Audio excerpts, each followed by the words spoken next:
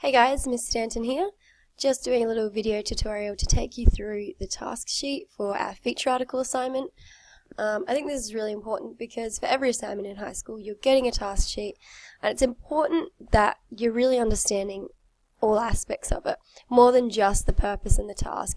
This massive section here, which is the assessment criteria, which is what we're actually marking you on.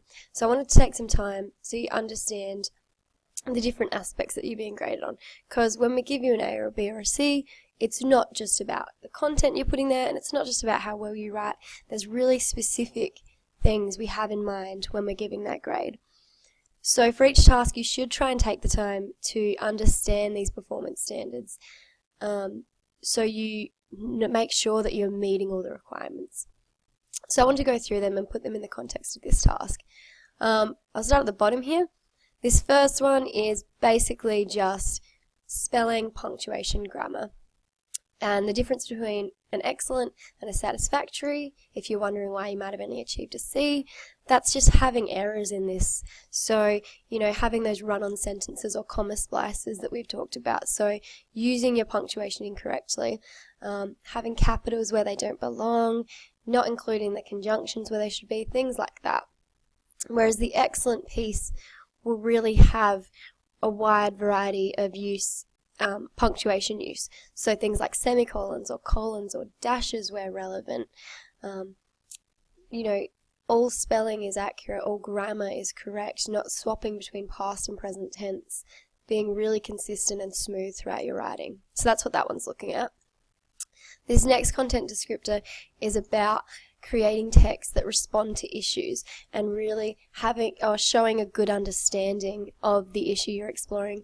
So this is really about the evidence you're using in your task. So, if you're using statistics or an anecdote or just facts and evidence, that's what this is judging you on. So the difference between the satisfactory and the excellent is that the satisfactory basically just skims the surface. Really maybe only one sentence of that first E in your teal structure, just really brief, just here's some facts, no background on it, and that's about it.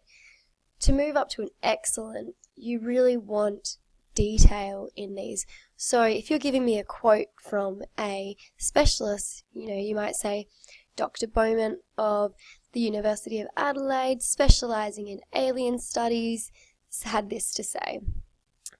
And so obviously that article would be about aliens or something, but you can see why we care about this doctor as opposed to the satisfactory, which would have just been Dr. Beaumont said this, which, you don't understand why we care about what the doctor's saying. So do you see that difference in really providing that background knowledge and really elaborating on what you're saying?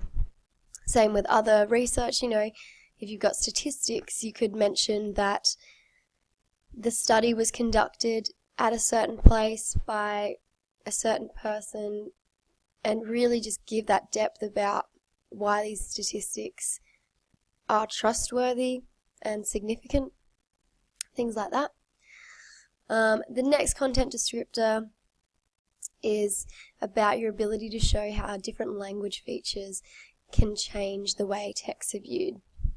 So in the context of this task, this is things like your persuasive techniques, using different strategies to engage with the reader and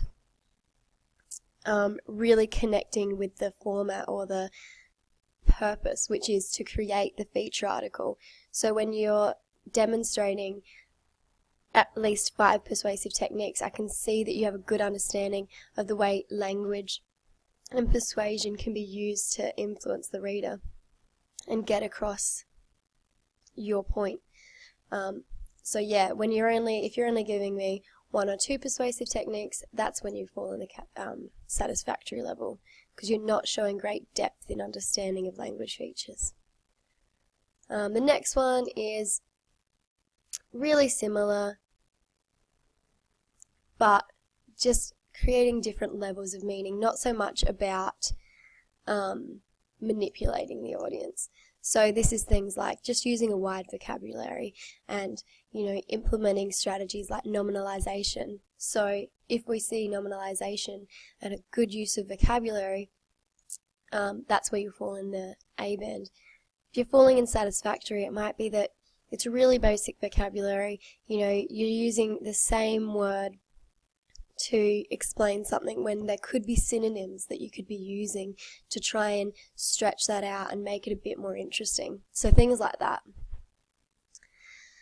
And finally, about your interpretation. So this is the second E in your Teal paragraph. So it's about really evaluating the ideas that you're exploring and elaborating on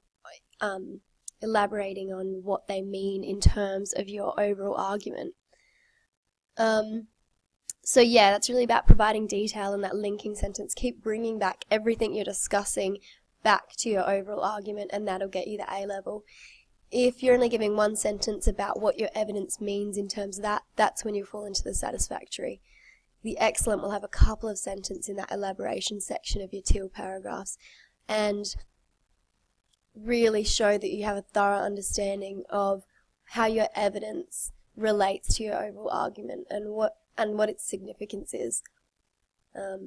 So yeah, hopefully you get a good understanding about what it means to be really good and what it means to be average. So we can hopefully draft each other's work and have a better understanding of the grades we get. Thanks for that, guys.